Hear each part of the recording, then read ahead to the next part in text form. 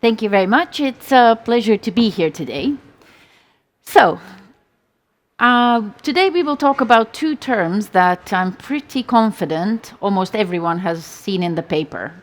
Sustainability, catch-all phrase, and ESG, also a catch-all phrase. ESG, just as a little disclaimer, stands for environmental, social, and governance, because sometimes we forget that not everybody maybe reads the same things. So, what will we cover today? So first of all, to understand what even sustainability and ESG is, you also need to understand what kind of a context we face in terms of business, economy, finance, and the larger socioeconomic systems that affect any business or any financial institution, or, at the base of it, any individual. Second, we will actually talk about the sustainability shift. So what is happening? Is there any change? Are there any pressure points? And how the transmission mechanisms work? So how do we start with a small idea and then it scales up and becomes a complete systems change in terms of how business operates? Third one, we will talk about the most complicated parts of the system, which are our modern supply chains. And I always argue that we have a big issue of managing the macro and micro at the same time. We haven't connected those. We know how to focus on micro, for example, analyzing one small business, but once we aggregate it to a complicated modern supply chain spanning 100 countries, we have an issue. And finally, what do businesses and financial institutions do to stay ahead of competition? Because those who can navigate the change and leverage this particular change and have a little bit of future gazing can actually make quite a lot of profit. So this is the wider context.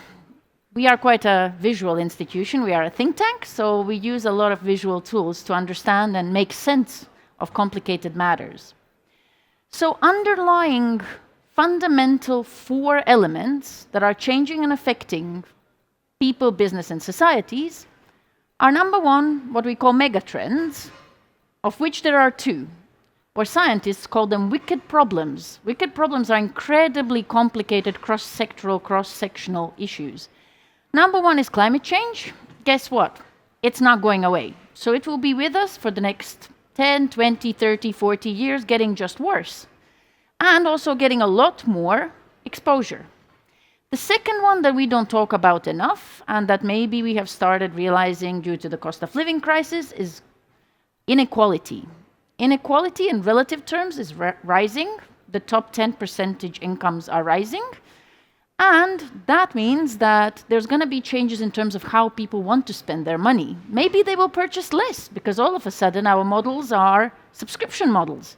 We have Spotify, who even owns CDs anymore. We do vinyl, it's a lot more expensive, but it has this coolness effect. Technology, ease of use. We all want something easy to use. So that actually affects design, it affects also how people consume news, how advertising works, etc. And finally, one of the most important things that might actually help us marry the macro and micro is AI, machine learning, satellites and lasers. Some things that people don't even get to read about. But guess what? If you have the most advanced satellite systems married with lasers, all of a sudden, I can see what's happening in your factories in Vietnam, in China, because all of a sudden we marry different data points, deep data points that are, well, they're not self-reported. So they are completely external data points that can actually help us understand whether our suppliers are lying to us or not. And finally, well, guess what? It all also depends on politics. As we saw with the trade issues, what we need is a stable system, reliable system where we can plan ahead, we can get investment. If we start having issues with politics, polarization, that is a big problem. And finally, zeitgeist. We are living in a zeitgeist where people think about climate a bit more. They also think about fairness a bit more. Because what we saw in the US and even in the UK with politics, people get angry. And that can actually affect also their purchasing patterns and how they spend their money, where they invest. Because guess what? We're all also investors. And finally, it's virtue signaling. Politics and society are quite interrelated. I used to work a lot in the Nordics, and we saw the rise in Oslo of, for example, electric vehicles. Everybody who owned one really talked about it because, you know what, I have an amazing thing. I'm part of the positive change. Or people who are buying toys that are made out of wood because guess what, I'm not buying Chinese plastic. So finally, what is the biggest context of ESG and sustainability?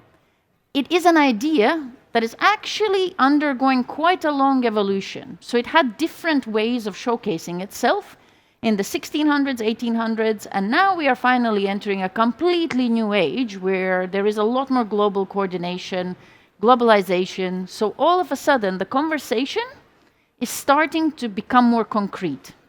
And it becomes more concrete through regulation, through necessity to disclose, and also what kind of different tweaks in policy and disclosure different governments are implementing, because those are the tools for managing climate policy.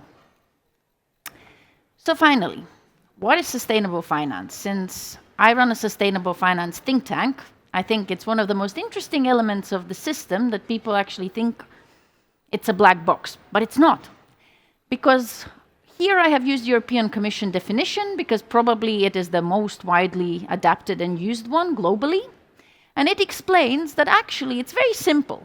It takes these three considerations, environmental, social, and governance, into account when you're making financial decisions. Because guess what? Finance is about risk and data. If somebody tells you otherwise, it's not true. ESG is just more data. And more data for better risk management. Because, well, nobody likes losing money. It's still all about money. So here you can see what sits under each of these different letters. Environmental, of course, is linked to all sorts of climate, environmental things. They're very concrete indicators with verifiable methods how to actually collect and gather data. We have done a lot of work on social together with the United Nations and Refinitiv and Sustainalytics and other actors. And actually we discovered that even social can be quantified quite easily. So we have data points. Some of us gather it, but don't disclose them. Others don't really like disclosing them because guess what? It's not a pretty picture very often. And finally, governance. And that could actually be the most important of them all because to manage risks in your supply chain, governance will be the first most important part. And we're seeing also tweaks in governance. So for example, executives linking their pay to ESG performance. We even recently advised a fund that wanted to link its interest, so its remuneration, to ESG impact. So they argued that then their 10-year portfolio will have 20% emission reductions. It's a very complicated matrix how they're going to calculate it, but they will calculate it, they will verify it, they will report it, and if they've done a good job, if they have met the KPI, they will get more money. So that's how sustainability bites. So how does it play out? So when you hear these terms, climate transition, policy, ESG, it's like a massive alphabet soup. Sometimes what we do with audiences, we ask them to clap. You throw different abbreviations, SFDR, GRI, CSDDD, all of these letters, and we ask people to clap once if they know what it is. And guess what? Pretty soon the clapping stops. Here you see how the global goals that you read about then translate into more concrete reporting frameworks. Some of them are still open to interpretation, a bit broader.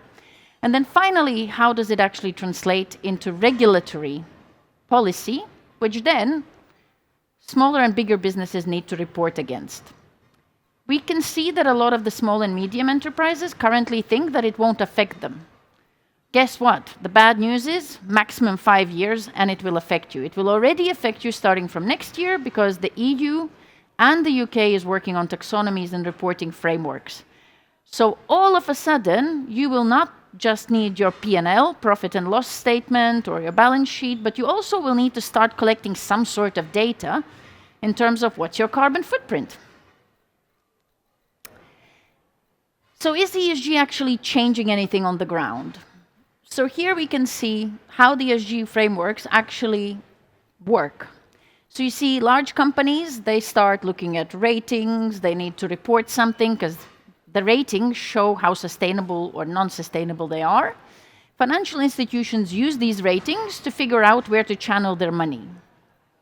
Currently, this middle part is still very messy. So that's where the negative news about ESG comes out of. Because we haven't standardized, and we are still working on creating a science-based standardization system, which is the taxonomy. And in very simple terms, what is a taxonomy? Well, it shows you, like a dictionary, what criteria a product needs to meet to be sustainable. And then it allows you to aggregate that data and understand whether the company is sustainable and whether your portfolio of investments is sustainable. So in a very concrete way, for example, if you produce panes of glass, you can go into a taxonomy calculator that has been released. You find your sector, your product, and it will actually show you exactly the amount of emissions and the kind of materials it needs to use to be aligned with sustainability. That is a new development in the last 2 years. Before that, it didn't exist. So what was sustainable was, I'll use a bit less water. I use some recyclable materials. So that is also changing.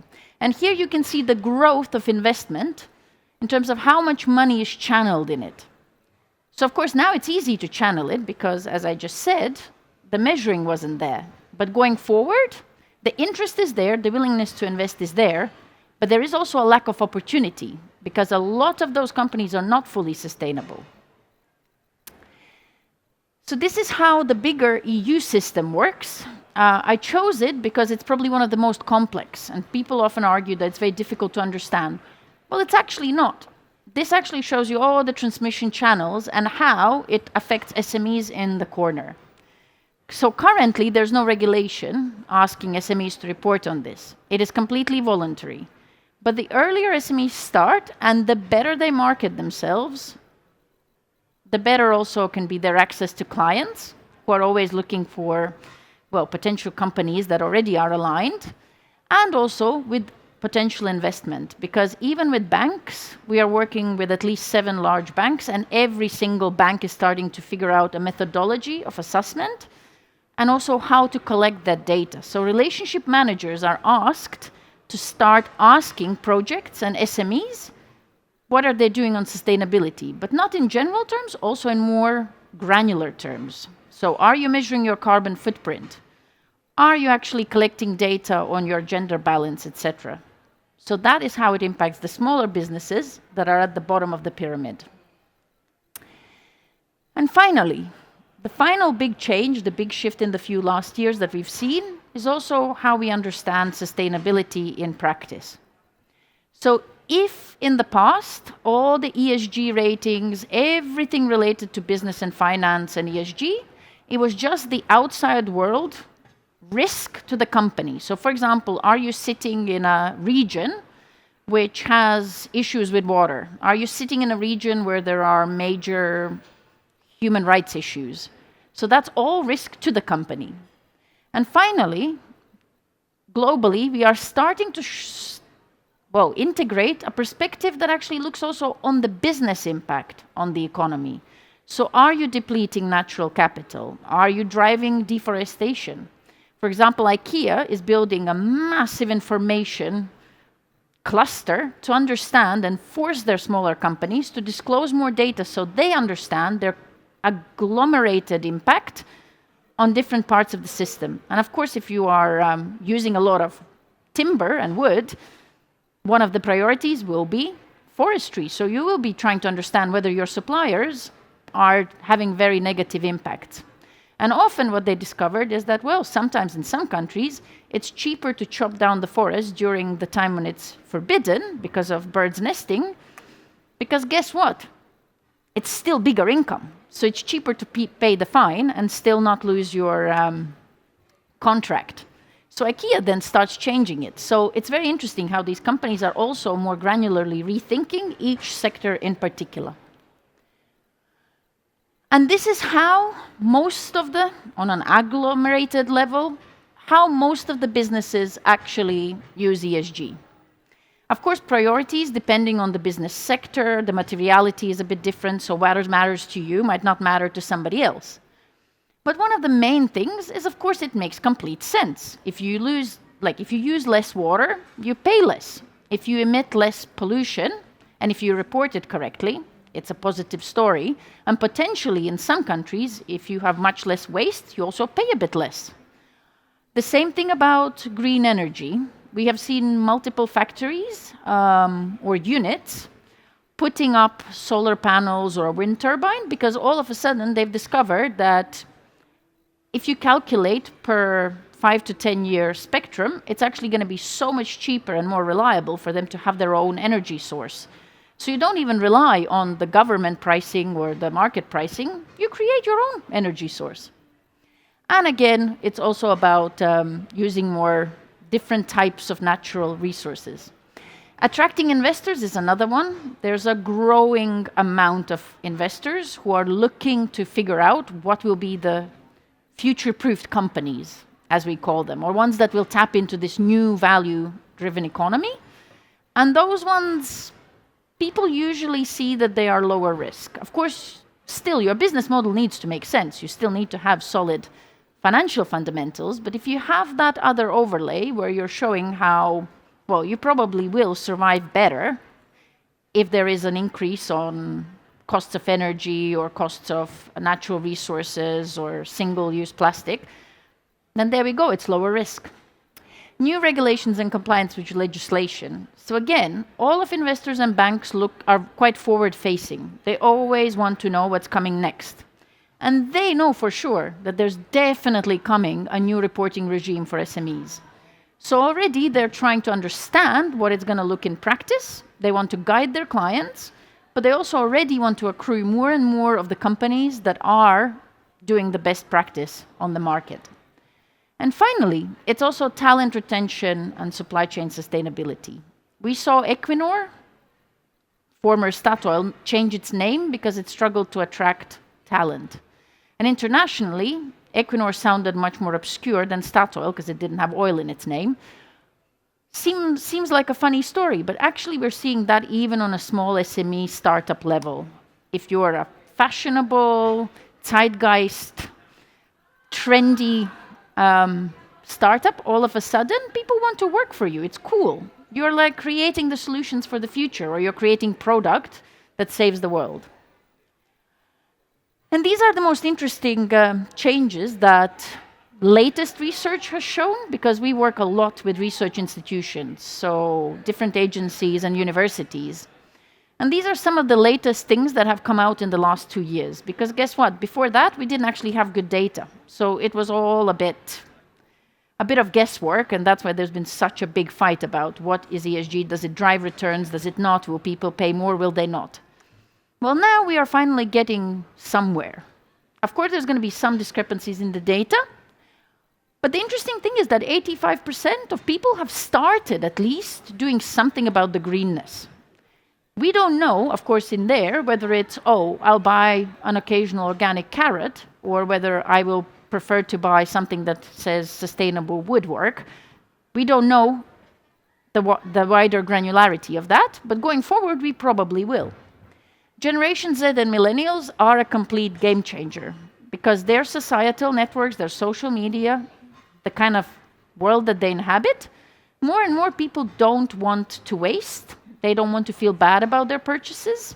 Again, they're much more used to Spotify and other models where you just rent something. You rent a car, you don't necessarily buy it. Also very interesting that higher income households are definitely prepared to pay and also personally invest in more responsible companies. So that's very important, because that will drive where the money flows. Because asset owners, the owners of capital, have a lot more power than we realize. Because every time they send a letter or they ask their wealth manager how ESG is doing, all of a sudden they then need to scramble and figure out which companies would fit the preferences.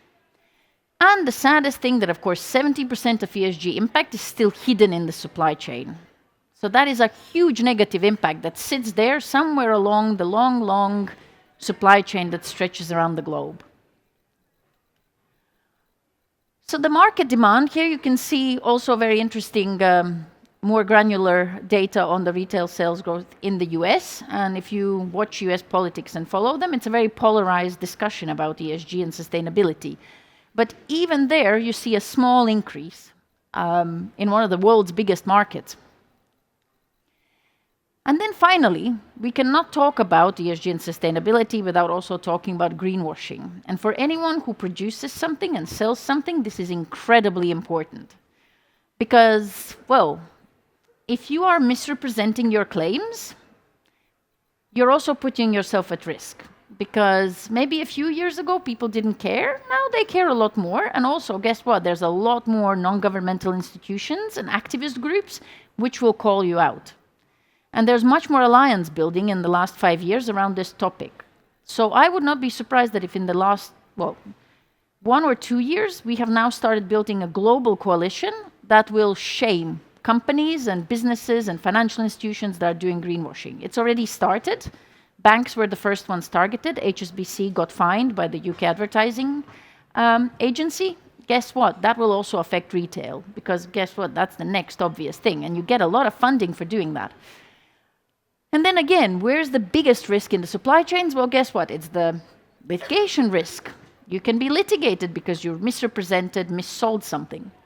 Risk of disruption, because locally also the legislation might change, and because of local politics, there can be fines and other things issued.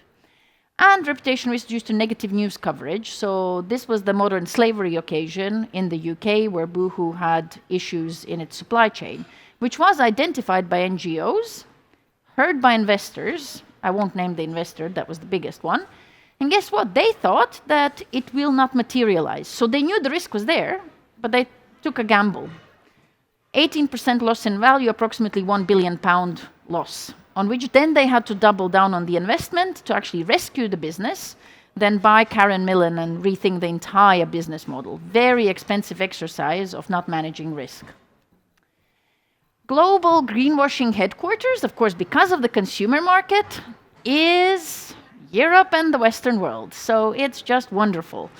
Because guess what? People want to put something positive out there, and that leads to actually, wrong claims, unfortunately. Again, people might care a bit less in Africa, Oceania, and Asia, mainly because of the Maslow's pyramid. You start caring about these things once you have your basic needs met.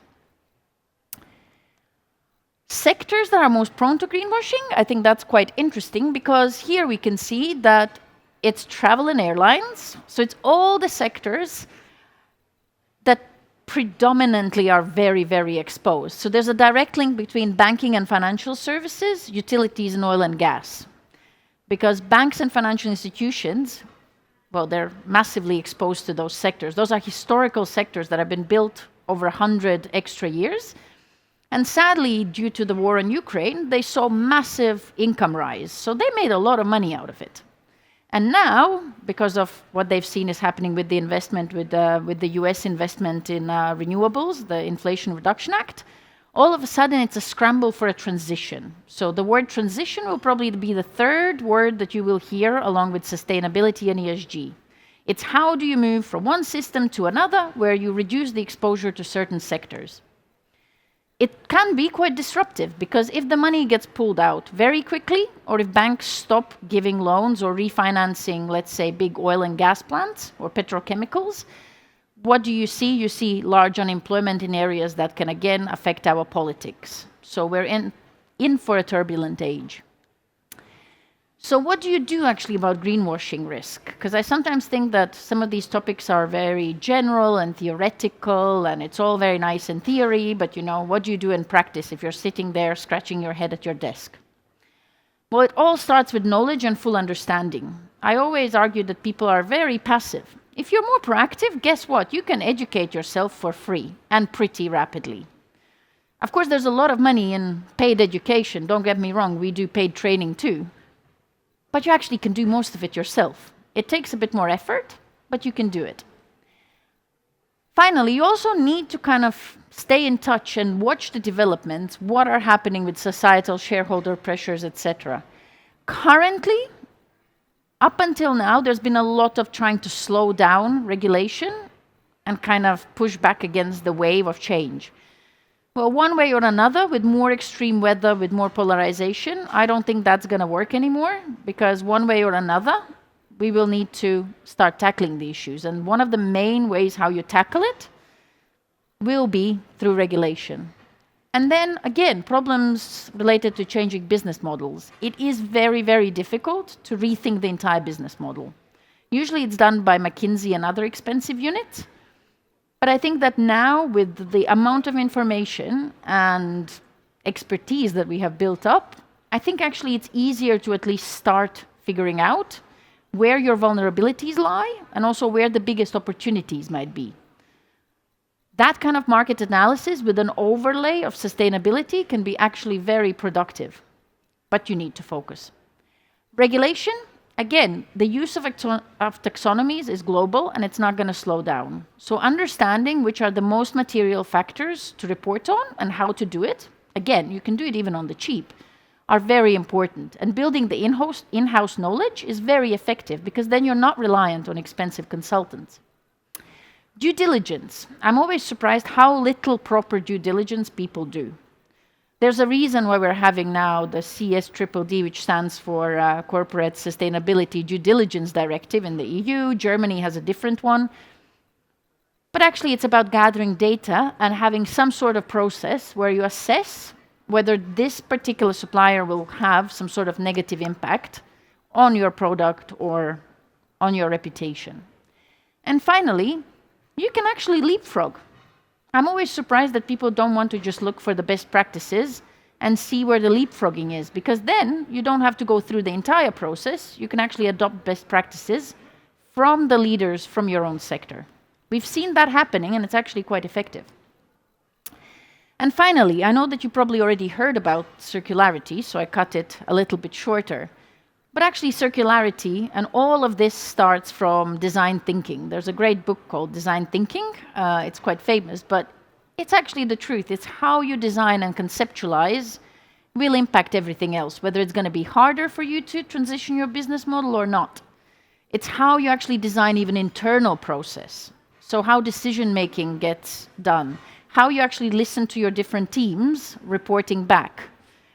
Very important that that's where the G sits. The G, the governance, is actually the fundamental part of circularity, because that is the design of your own organization that then can actually adopt and use some of the best thinking out there. And you can see in the UK, 7.5 circularity gap, a metric. It's actually very low circularity, so there's a lot that you can tap into with an overlay of marketing and everything else. And these are the main drivers of change, right? One thing that won't change is the financial sector. It sees a lot of risk, a lot of uncertainty, and since it knows, in finance we call it a secular trend, climate inequality are pretty much secular. So they will be there as an underlying current changing everything. So to improve your financial returns, you will drop all of the most risky businesses and investments. So maybe you will put a tiny amount of money into something that doesn't look as good, sustainability-wise, but you won't double down on it, and raising capital might become harder. Plus, you might not be getting as good terms from your bank, etc., etc. Technology and innovation. Well, actually, with the rise of different types of technologies, I think we can have very cheap ways of how to gather the ESG data, how to do the assessment. That will only get cheaper, and even using smarter ways of how to digitalize your own internal model is a good idea. Prioritizing E&S topics. There's certain particular sensitive things in each company or each investor. So identifying those and focusing on those first actually makes it a bit more understandable and easier to manage. Full life cycle analysis, that of course links to circularity, starting from design, understanding how disposing will work. It can actually be quite beneficial because it can sometimes offer a potential revenue stream, which we've seen with some businesses that have rethought how they're actually going to reuse the materials, how they're going to resell some of the things that they get back. Mitigation of new risks. Well, guess what? The transition will bring risks that maybe we haven't even thought about. So following the debate is very important. Audit and additional focus on future plans, so some sort of transition from dirty to clean will need to happen. Most important, linked to the governance, is also the internal alignment. It's very difficult to do something if you don't have the organization pulling in one direction. So actually educating and understanding how your strategy, implementation process, product development, PR, everything works in a joint manner is very important, and sustainability can be a very good way to focus your mind. One important thing that, of course, I as a think tanker will say, avoid offsets. It seems easy or like a short-term solution. Trust me, you're inviting a whole plethora of attacks because offsets currently are still massively underdeveloped and usually actually seen as greenwashing. It's just no way around it. And then also starting to think about affordable luxury and cost-effective sustainability, because the cost of living crisis probably won't go away. There might be another financial crisis around the corner. So figuring out what is affordable but also sustainable is a real winning strategy. So that is all from me.